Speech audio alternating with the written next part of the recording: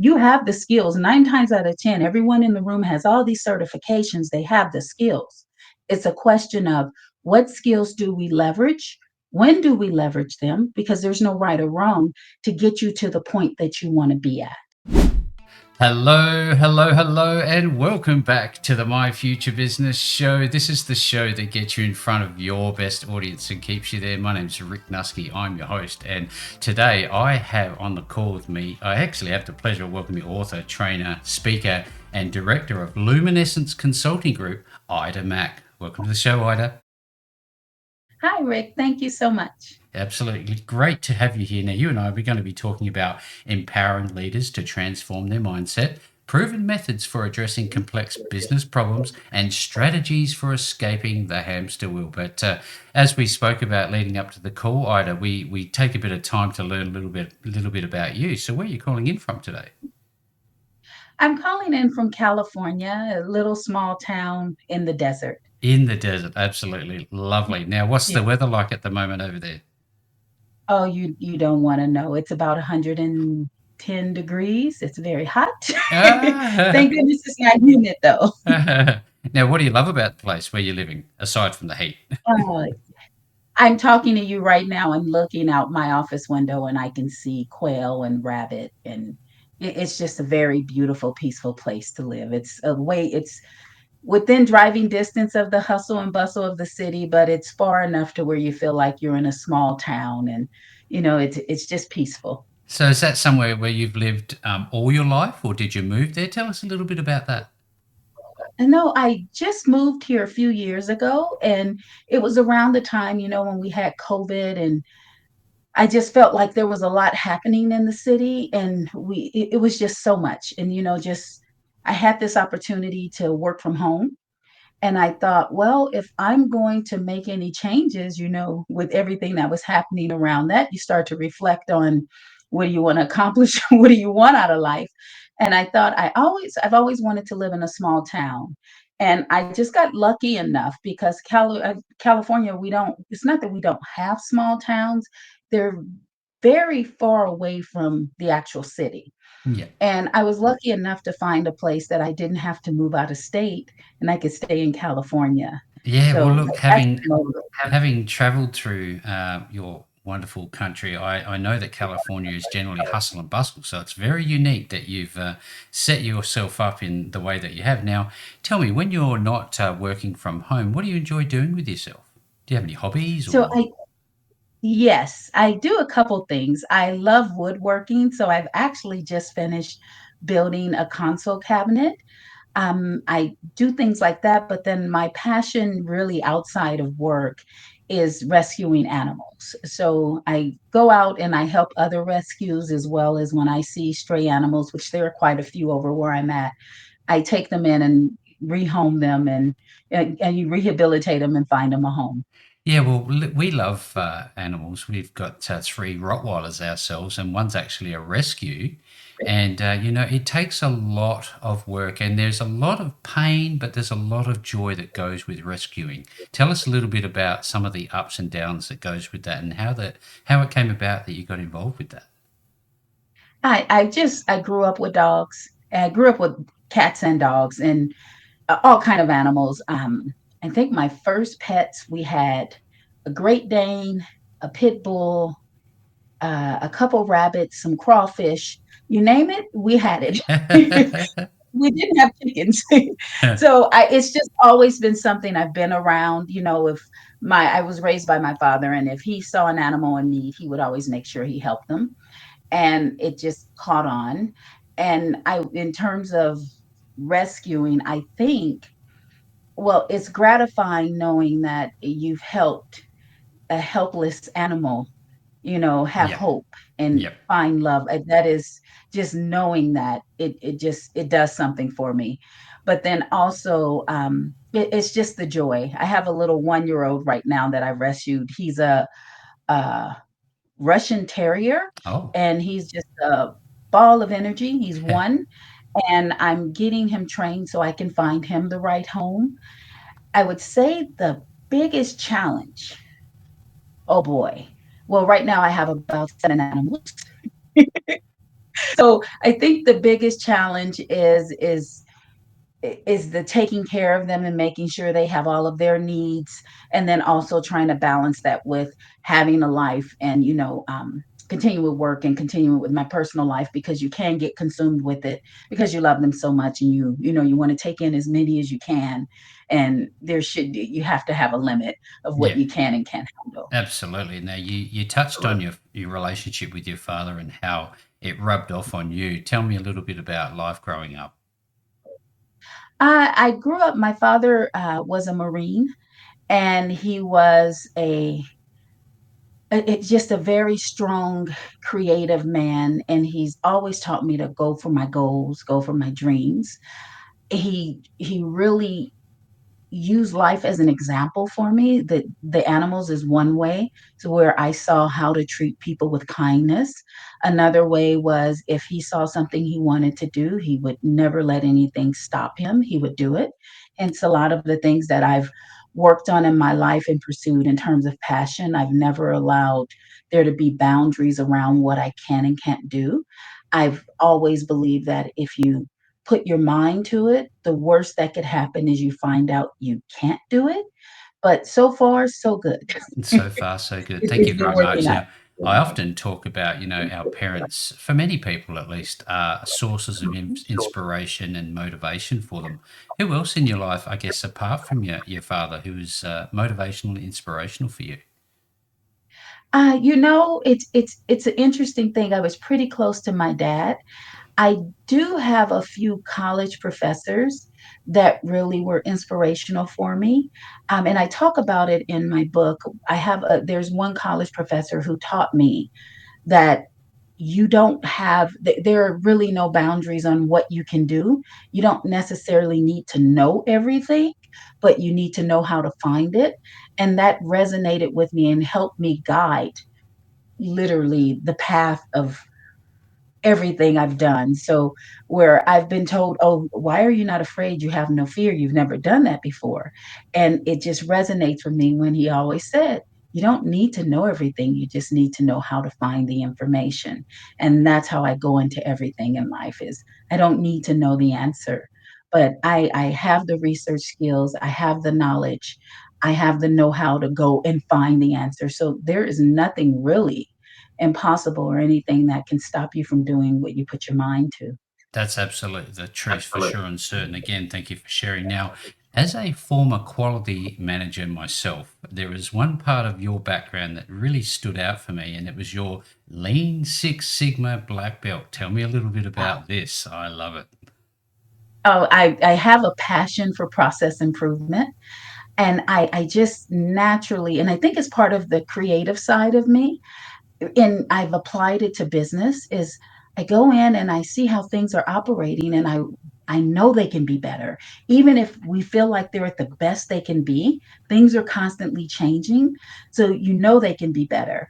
And that's where Lean Six Sigma comes in. It's understanding not just the practical side of it, the statistical side of it, being creative, using the tools, sharing the tools with other people. And I think it gives you this amazing balance of excellence is always one step ahead of you, and that's okay. You don't shoot for perfection, you shoot for excellence, because excellence is a moving target, and you just constantly keep going for it. And for me, Lean Six Sigma is one of the best tools to do that, and to keep you, a little structured, because I love the flexibility within it, but it keeps you structured. So, yeah. Yeah, absolutely. Well, you've sold me. I'm for sure and certain on that side of the fence as well. Now, tell me, out of all the things that we're likely to talk about in today's call, what's one of the things you do best? Do you think, Ida? Oh, Is there one thing? I think the one thing I think I do best, or at least I believe I do, is solve problems. Hmm. And it can be almost any kind of problem. It can be a life problem, it can be a professional problem. I love the challenge of going in and tackling the unknown. And even if it's not a problem, it's just kind of the status quo of going in and finding solutions to make it better. I think that's the one thing I do best, is looking at things holistically and coming up with solutions so that we can improve them. Yeah, great feedback. Now I know that you are the founder of LuminEssence Consulting Group. Where was the Yes. genesis of that, and how did that come about? So this was interesting. I was a part of a layoff in 2017, and it kind of shook me being an employee. And I talk a little bit about this in the book as well, but it just shook me. It shook me to my core because, as an employee, you feel you have stability and you've built this relationship not only with the people you're working with, you have this connection with this company, this organization, and you feel this loyalty to it. And it was the first time I had ever experienced anything like that. And I had heard of layoffs, but it was almost like a foreign concept to me. And then I took some time off. I was doing some consulting and doing some contract work, a lot of other things, because I was a little afraid to go back to being an employee. And then COVID hit, and I went back to being an employee for the safety of it, of knowing that I knew I couldn't go out and network and build the relationships I needed to because we were isolated. Well, I got really comfortable and worked for that company for 4 years, and then I was laid off again. And the one thing that it taught me is it is okay if you want to be an employee, but always have a plan B and don't get too comfortable. And for me, Luminescence Consulting Group, it's, I don't want to call it my plan B, it's my stability. It's my opportunity to do the things that I'm most passionate about without the constraints of being an employee. Yes, Tackling problems is in being as creative as I can without that constraint of being tied to a company. And that's how it came about. It was, this is my way of doing that. And it's really the meaning of it, the light. It's about the essence of who you are. And that light, that guiding light of, this is the direction you go in, and you stay true to the essence of who you are. yeah, that makes a lot of sense. Now I know that you offer a suite of services. Let's run through those. Okay. So I do quite a few things, but it what it boils down to is I'm passionate about problem solutioning. So the first thing is we have workshops. So we have a variety of workshops. And what I've done is tied it to things of my relationships with organizations and my relationships with others, hence the title Escape the Hamster Wheel. But it's about providing services of going in and helping you facilitate workshops to solution problems, to help you facilitate workshops so that you can empower your leaders instead of just develop them. And I think the crux of that is what at least I found so far is that there's this gap in leadership development where I've noticed we'll have leaders who are struggling, or a department that can't achieve its goals. So they send the leaders to leadership development. But we never ask the question of, yeah, we gave the leaders the skills, but do they have the right mindset to deploy the skills? So when you think of it that way, I focus a lot more on what do you do before leadership development. And a good example of this is I can have my black belt in Lean Six Sigma and understand all the statistical analysis. But if I don't have the mindset to go in and be able to face the challenges and be disruptive and be able to tackle things head on, I can have all the skills in the world.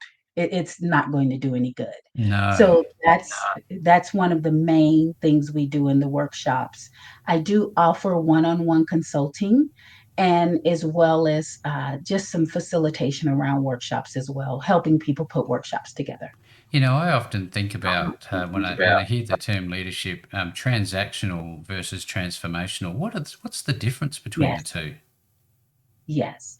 So for me, when you think of, and I'll use TAP as the example, I've come up with an approach called TAP, and it's to transform your mindset, align your core values, and we'll talk about that in a second. Adapt to a problem solutioning mindset, and then be able to pivot. And it's really about flexibility to whatever changes that are happening in your environment in the market. And that is about an internal process where you're transforming your mind and you're constantly growing. leadership development, which you just pointed out, I think is a great way of putting it, is transactional. I'm going to teach you these skills. You'll take these theory of skills and then you do with them what you can. I may give you some examples of how to use them, but we're not going to dig deeper to ensure that you fully understand how to put them in place and to sustain them. And I think that's the main difference between transformational and transactional. Transformational is internal, it's to do with your mindset, it's to do with your emotions and your behaviors, and being able to understand those at a level that you can guide how you go, versus traditional leadership development where you may sit in a course or two in a workshop and Yes. Well, look, it teach you some certainly skills. it dovetails nicely into the TAP approach. Now, I've read through a lot of your information, and you also talk about compliance and innovation. I'm wondering which one's more important, or are they equally as important? Compliance and innovation, I think that it's I look at things holistically. So I don't really say one is more important than the other, but if we look at them in layers, in order to be innovative, you need to have a little compliance, but not a lot. Because you can be as innovative as you want, but if others aren't going to agree with you and comply with the direction you're going in, it does no good. So I don't think compliance is a bad thing. I think compliance is something that you need to acknowledge that it's there, and that it has a place, but it's not something that should be um, is overrun as being innovative. Yeah. And it's a you need to have a good balance. Yeah. um, Yeah, that's definitely relevant to the conversation. I'd love if we could, Ida, to swing back into the workshop space and ask you about, I guess, the approach that you use. Tell us a little bit about Agile. What does that mean? so agile is really it's people think agile is a methodology, and it's not. It's actually an approach, and it means it's flexible. And the best way to put this is that you have multiple options ahead of you. So I'll use the scaffolding as an example. If you were told to get to the top of a scaffolding, you may be able to go up one ladder, you may be able to climb some steps, go up another ladder. There are different approaches you can take to get to the top. Other approaches that aren't agile, they typically in leadership development follows this a lot. It's step one, step two, step three, and there isn't as much flexibility. So when I'm doing my workshops, it's not necessarily about me coming in and teaching someone how to do something. I believe that at that point, once I'm there, you have the skills. 9 times out of 10, everyone in the room has all these certifications, they have the skills. It's a question of what skills do we leverage? When do we leverage them? Because there's no right or wrong to get you to the point that you want to be at. And be flexible enough to be able to change and not be afraid of change, even if it is midway. Yeah, that's very very useful information. It's not being afraid of change. Now, I know that there's a lot of content that we can cover, but one of the other things that really stood out for me, Ida, was your maturity assessment. Tell us a little bit about that. Is that So the is that maturity individual? assessment, Is that company wide? What is that? it depends on what you ask for. I personally prefer to come in and do first an individual assessment, get an idea of the company's culture, especially if we identify, let's say there's one department that's having significant issues, Mhm. and then spread it out to the company. Because, within each department, they're not segregated, they're not siloed, they have relationships with others. And it's almost like you're working your way out and mapping the company. I'm not really necessarily depending on this part of going in and getting a feel of what's happening, a top down approach where you typically start at the executives with your vision and work your way down. I think a lot of times we underestimate the amount of progress we can make by focusing on the employees. So, with my maturity assessment, that's where I focus. In terms of the tools I use, there are quite a few different tools. I have an assessment that I've created myself that I go through, but then there are also a couple industries assessments that I complete as well. So it really just depends on what the needs of the organization is. And that's a part of being agile. It's going in and getting a feel of what is truly needed. I don't go with one specific methodology or one approach. I go with what works best Yeah, for that situation. that's fantastic. Now, one of those approaches might include the VIGLS, Holistic Leadership Assessment. Is that one?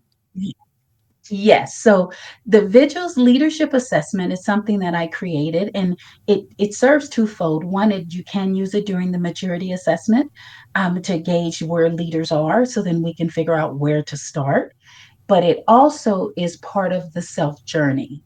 So if you're a leader and you're struggling, or you're a leader and you want to make change, or you just feel that you're at a point where I can be better, I want to empower myself so that I can make more effective decisions, then you can use the leadership assessment, which I have some other tools as well to help give you an idea of where you are currently so that then you can start to pull in tools to start to improve yourself.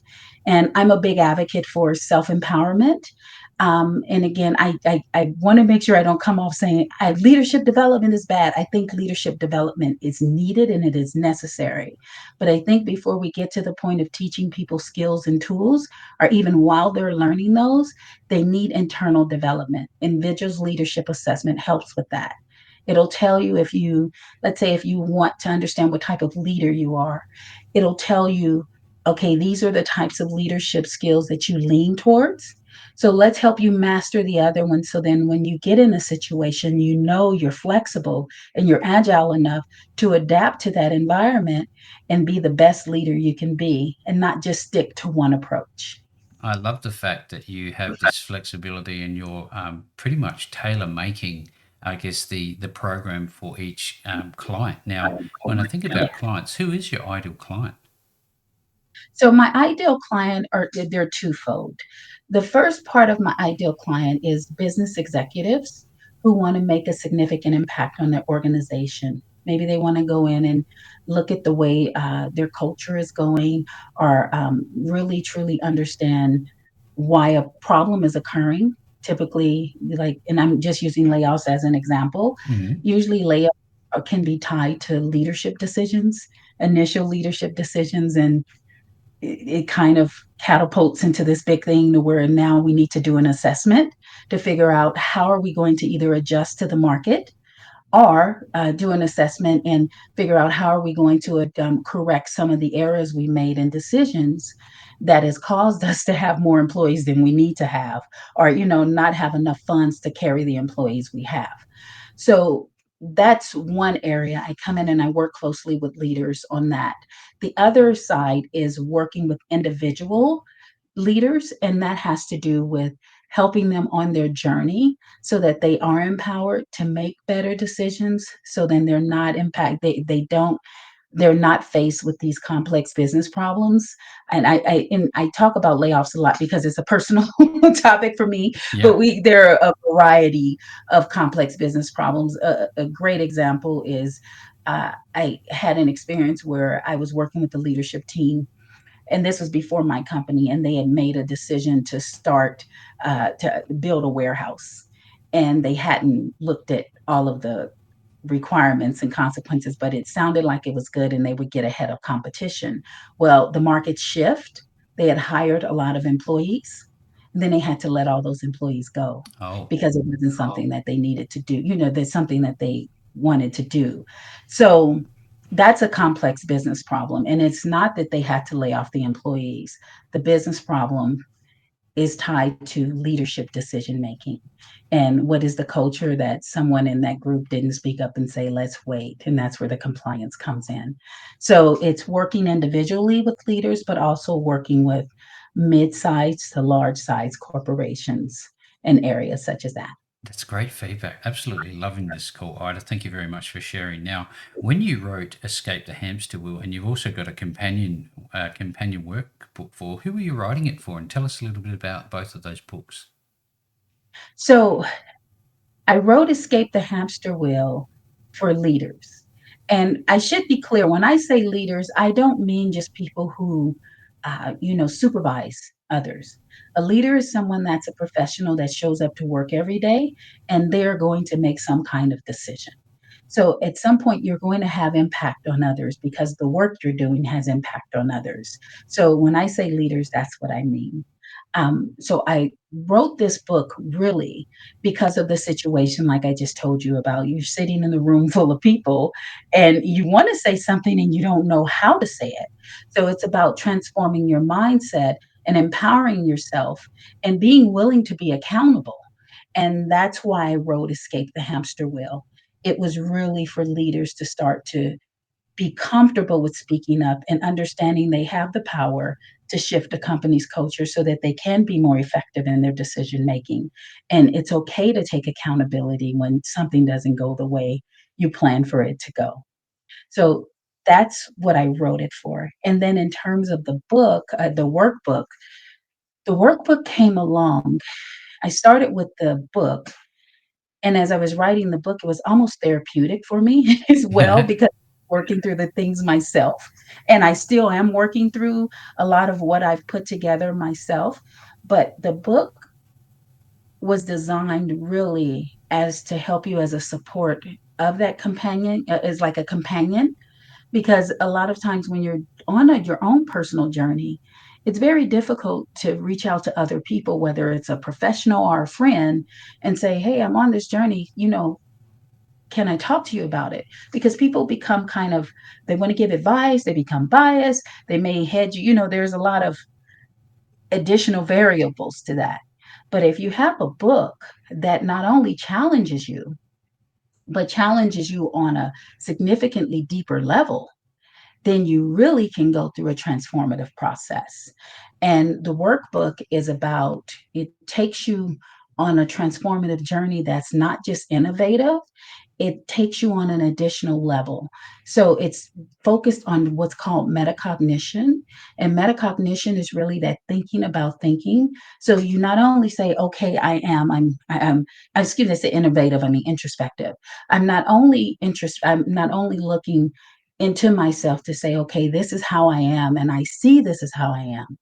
You go that step further and you truly understand, okay, these things are why I am the way I am. And a lot of times it makes you vulnerable. And often we don't want to share that. And it takes so long to share that with others. And this way, you're in your own personal world. You can be as honest as you want to be. There's no one here to judge you. And it just takes you on that process. And I stress in the book, it is not something that you can finish in a week. It is designed to be transformational.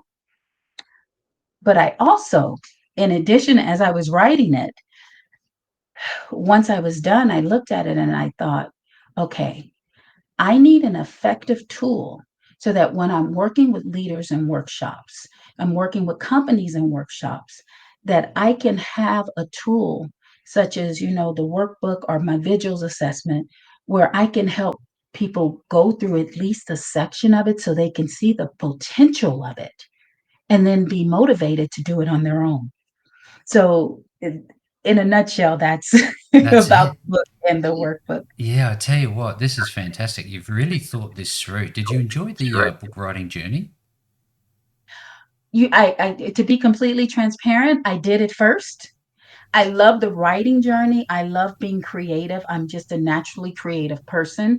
My family jokes all the time. If I could, I'd probably be a carpenter out building beautiful furniture as opposed to being more of a business professional and, working in office environments. But I like to think that I take that creativity and it's what gives me that edge is because when I come in, the way my brain works there, let's just be creative with this. What can we do? How do we think outside the box? So as I was writing the book, it was an interesting journey and it was very therapeutic. Um, but the challenge was the publishing, and that's where, it's not necessarily about being creative. That's where the structure comes in. But overall, the journey was an amazing journey, and I'm very proud of the product that I've created here. I think it's something that can help people, and that was the true intent of this. Yeah, absolutely. Congratulations. It's a credit to you. Do you have another book in you, do you think? I I don't know. I know I have quite a few smaller ebooks, and I'm working on an online course to use the tools that I have for people as well. So if you don't have time to read the book and there's only a certain section that you want to do, I'll have a course that helps you with the book as you go through it. Ah. But for right now, I want to use this to start to help impact and make some change because I believe it can. You know, as an author myself, I often wondered, when is the end of a book? How did you know? um, it was almost like this book was telling my, not necessarily my personal story, but it was telling its own story. And when the journey ended, it was just genuinely, it was almost a feeling. Yep. It ended with a message about teams. And I have an approach called the best approach. And what I had done is I had taken, as you know, book writing, it takes a while. Mm. I had taken, it was about a month or so, and I just thought about all of the agile teams that I built and what would be the easiest way to convey for a leader. You don't have to do everything on your own. As you go on this journey of self empowerment, look at your teams, leverage your teams. You want to impact and be impactful and make change, focus on your teams. So I came up with the best approach. And within the best approach, it truly is just about building the best teams. And you do have some steps within that, but again, there is some flexibility within it. So I've I felt once I was done with that, I had given leaders enough for them once they've gone through the process and they understand holistically of what's possible. Now they can step out and seek out additional tools and resources and things to learn because it is a lifelong journey. It's not something that, you would finish in a weekend or even in a month or two and then you're done. It's something that the way it's designed, you continue on Yeah, you because know that's the only what? way you. You when you speak about these things, you light up, and I know that we've hit your sweet spot. Now, tell me, how do you feel? How does it make you feel when you see people getting results as a result of your approach? I could tell you this is a crazy analogy. It's almost like when I hand over a rescue dog to a new family and I know they're a good Oh family, yeah. you feel it's such a good feeling. It's like I've helped someone, and that is I always say selfless people or people who tend to lean towards helping others are some of the most selfish people because it's almost like a drug. It feels good. It feels so good to know that you've given someone else joy. Yep. Or, for instance, I put together an agile team, and when I tell you it was all these different silos and conflicts within the company, and then to see you have like 8 different divisions come together and they're helping each other and it is, I'm getting chills now just thinking about it. It is the best feeling in the world. You know, we're helpful people helping people, and if you can do that throughout your life, you're winning, aren't you? Now, tell me, with your Yes. workshops, when's your next workshop, and how are they delivered? So I my workshops are based on request. They are delivered either in person or virtually. So there's an option there. I am currently working on giving some introductory workshops on LinkedIn. So if people, you can search me at Ida P. Mack on LinkedIn. You'll see some of those there. I am doing a discussion series right now called The Eight Elephants. It'll be from August 26th to September 6th. And what we'll do is we are pulling out it's like calling the elephant in the room. So, 8 controversial topics that most leaders will not speak about or you don't feel comfortable speaking about, kind of that unspoken truth. and bringing leaders together so that we can start to have some transformational and thought leadership discussions around these things so that hopefully they build a community and start to collaborate together and we can start to figure out how to affect some change. So that's coming up August 26th to September 3rd. You can register for that on my website at www.idapmac.com, and you just go to the workshop tab and you can register there. Now, there's some other things I'd love to talk with you about. Is your book club? Tell us about that. Yes.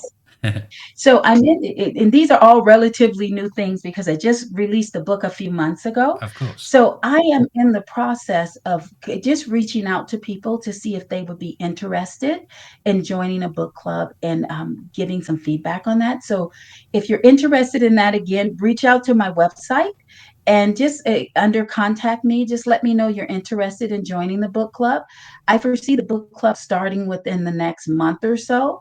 And I'm being realistic, just given that, we have the holidays that it seems like they're not coming up soon. They're coming up soon. But I would love to get the book club going sometime in September, October, so we can kick that off.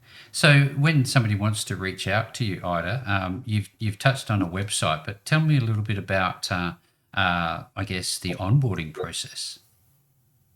So the onboarding process is I'm a pretty open and personable person.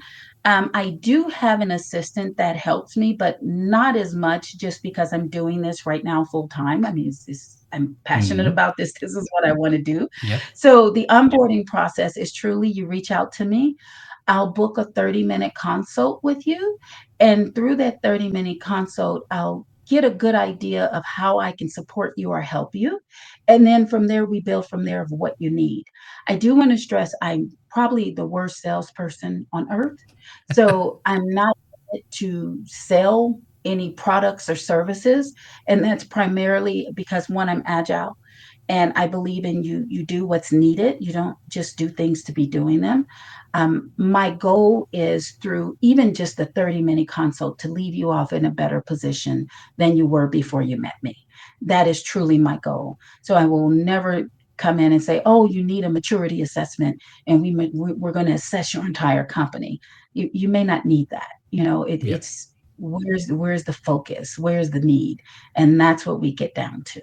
I love how you're focusing on doing what needs to be done and you're not rigid. So, again, if people want to reach out to you, what's your website?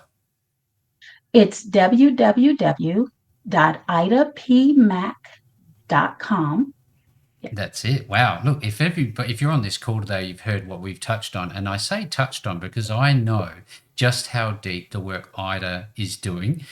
So don't be fooled, don't be misled. There's certainly a lot more that we could cover on the My Future Business show today with Ida. But to learn more, to work with Ida, to get access to her wonderful books and companion books that go alongside it, reach out to her, Ida P. Mack. You will find that link below this post, or no matter where you see the call, you're going to have access to those links. And I recommend that you click that button and go visit Ida. And with all that being said, Ida, what a fantastic call. Thank you so very much for joining me on the show today.